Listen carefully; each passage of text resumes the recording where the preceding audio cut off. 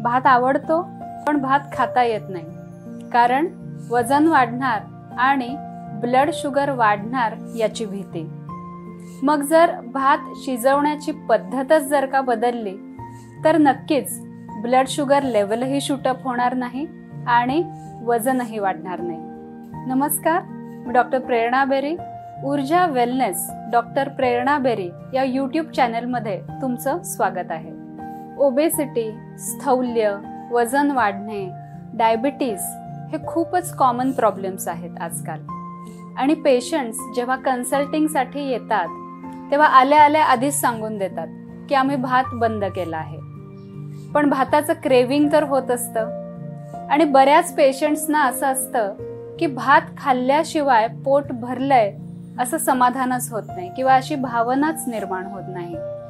मग अशा पेशंट्सना काहीतरी पर्याय देणं हे खूप गरजेचं असतं। नाहीतर असं होतं की भात काही दिवस बंद केला जातो आणि नंतर त्याचं क्रेविंग एवढं वाढतं की रोज भात खायला ही सुरुवात होते।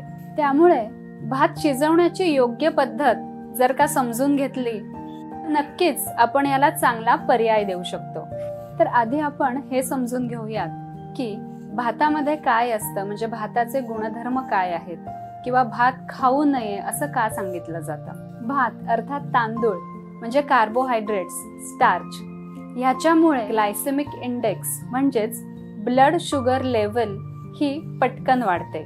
आणि अर्थात भात खाताना आपण हा जास्त प्रमाणात खातो, म्हणजेच 1 वाटी 2 वाटी ह्या प्रमाणामध्ये आपण भात हा खातो। त्यामुळे जास्त प्रमाणात कार्बोहायड्रेट्स किंवा कॅलरीज ह्या आपल्या पोटामध्ये जातात। म्हणजेच भात खाण्याचं प्रमाण हेच खूप जास्त असल्याने भात खाऊ नका किंवा भात कमी खा हे वारंवार डॉक्टर्स सांगत असतात। पण म्हणून भात बंदच केला पाहिजे असं नाहीये। भात शिजवण्याची योग्य पद्धत जर का आपण समजून घेतली तर भात आपण नक्कीच सगळेजण खाऊ शकतो, कारण भातातून मिळणारी ऊर्जा ही सुद्धा महत्त्वाची आहे। चला तर मग भात शिजवण्याची योग्य पद्धत काय आहे हे समजून घेऊयात। तांदूळ घ्यायचेत, जेवढे तांदूळ घेतलेत त्याच्या 4 ते 5 पट हे पाणी टाकायचं आहे। एक उकळी येऊ द्यायची आहे। उकळी आल्यानंतर वरचं जे पाणी आहे ते पाणी पूर्णपणे काढून टाकायचं आहे, म्हणजे वरची जी पेज आहे ती पेज ही काढून टाकायची आहे। आणि तांदळामध्ये पुन्हा पाणी टाकून साधारणतः 1 दुप्पट पाणी टाकून भात हा शिजवायचा आहे। अशा पद्धतीने शिजवलेल्या भातामधून स्टार्च, कॅलरीज, कार्बोहायड्रेट्स ह्या गोष्टी ह्या कमी होतात। जवळजवळ 15 ते 20% ह्या कमी होतात। त्यामुळे भाताची गुणवत्ता ही वाढते। वजन नक्कीच वाढणार नाही असा भात खाल्ल्याने, आणि ब्लड शुगर लेवल ही पटकन शूटअप होणार नाही। शिजवतानाच त्यामध्ये 1 चमचा तूप किंवा 1 चमचा नारळाचं तेल टाकलं तरीही ब्लड शुगर लेवल ही पटकन शूटअप होत नाही। म्हणजेच अशा पद्धतीने जेव्हा आपण भात शिजवतोय तेव्हा तो प्रेशर कुकरमध्ये न शिजवता भांड्यातच शिजवला पाहिजे। भात म्हणजे कार्बोहायड्रेट्स, यामध्ये आपण जेव्हा फायबर्स, प्रोटीन्स हे जेव्हा ॲड करतो तेव्हा भाताचे दुष्परिणाम हे टाळले जातात। म्हणजेच भात खायचं समाधानही मिळतं, वजनही वाढत नाही आणि ब्लड शुगर लेवल शूटअप सुद्धा होत नाही। नुसताच फोडणी दिलेला भात कधीही खायचा नाही। पुलाव हे एक खूप चांगलं कॉम्बिनेशन आहे, म्हणजे तांदूळ आणि भाज्या।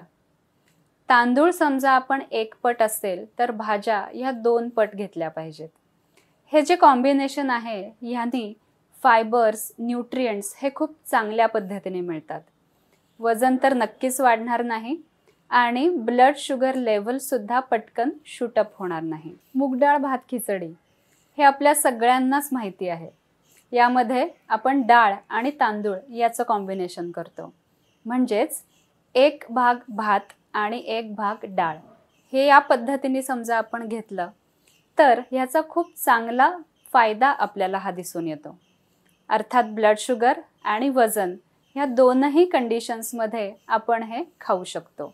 म्हणजे आपण इथे बघितलंय की भात हा वेगळ्या पद्धतीने शिजवलेला आहे, प्लस त्याच्यामध्ये अजून फायबर्स, प्रोटीन्स हे समजा आपण ॲड केले तर त्याचा अजून चांगला फायदा आपल्याला दिसतो. म्हणजे हे जे आहे कॉम्बिनेशन की प्रत्येक मील हे आपलं बॅलन्स्ड पाहिजे. कार्बोहायड्रेट्स, प्रोटीन्स, फॅट्स, फायबर्स हे सगळ्यांनी समजा बॅलन्स असेल तर कुठल्याही एका गोष्टीचा त्रास हा आपल्याला होत नाही. आणि या सगळ्याबरोबर कोशिंबीर किंवा सॅलड हे जर का घेतलं तर नक्कीच अजून चांगला ॲडेड ॲडव्हान्टेज आपल्याला मिळतो. यामध्येही आपण पांढरा तांदूळ घेण्याच्या ऐवजी थोडासा लालसर म्हणजे सिंगल पॉलिश तांदूळ जर का घेतला तर त्यातून फायबर्स थोडे जास्त प्रमाणात मिळतात. डाळ आपण समजा साली सकट घेतली तर त्यातूनही फायबर्स, न्यूट्रिएंट्स हे जास्त प्रमाणात मिळतात.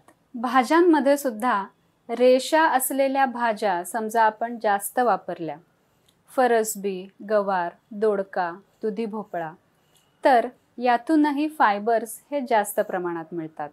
म्हणजेच आपण थोडीशी जेवणाबद्दल माहिती घेतली आणि ते चांगल्या पद्धतीने बॅलन्स केलं तर आपण वजन वाढण्यापासून थांबवू शकतो आणि शुगर लेव्हलसुद्धा आपण कंट्रोल करू शकतो. भात खाताना त्याच्यामध्ये तूप टाकायला विसरू नका, कारण तुपाने ग्लायसेमिक इंडेक्स हा हळूहळू वाढतो. आणि दुसरी गोष्ट, तूप खाल्ल्यामुळे पोट भरल्याची भावना देखील निर्माण होते. भात हा लवकर पचतो, त्यामुळे भूकही लवकर लागते.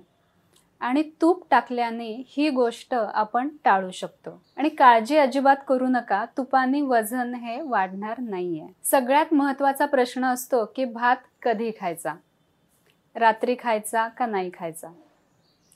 भात दिवसा खाल्लेला तर चालतो, कारण आपली ॲक्टिव्हिटी असते, फिजिकल ॲक्टिव्हिटी ही आपली चालू असते, त्यामुळे खाल्लेल्या कोणत्याही गोष्टीचं पचन हे चांगल्या पद्धतीने होतं. रात्री जर का तुम्ही भात खात असाल तर तुमचं जेवण आणि झोप ह्याच्यामध्ये 2 तासाचं तरी अंतर हवं. आणि भात खाल्ल्यानंतर किंवा जेवण केल्यानंतर तुम्ही शतपावली केली तर नक्कीच पचन हे चांगलं होणार आहे. या सगळ्यामधून आपल्याला एवढं तरी समजलं की भात खाऊन फार मोठं नुकसान होत नाही.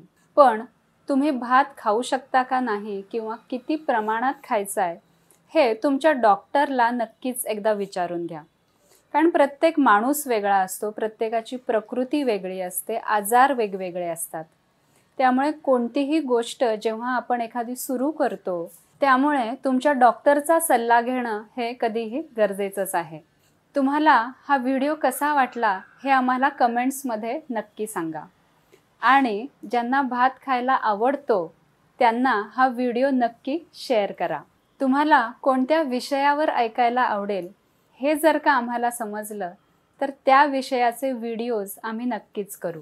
तुमचे स्वास्थ्य जपण्यासाठी ऊर्जा वेलनेसवर व्हिडिओज बघायला विसरू नका. नमस्कार.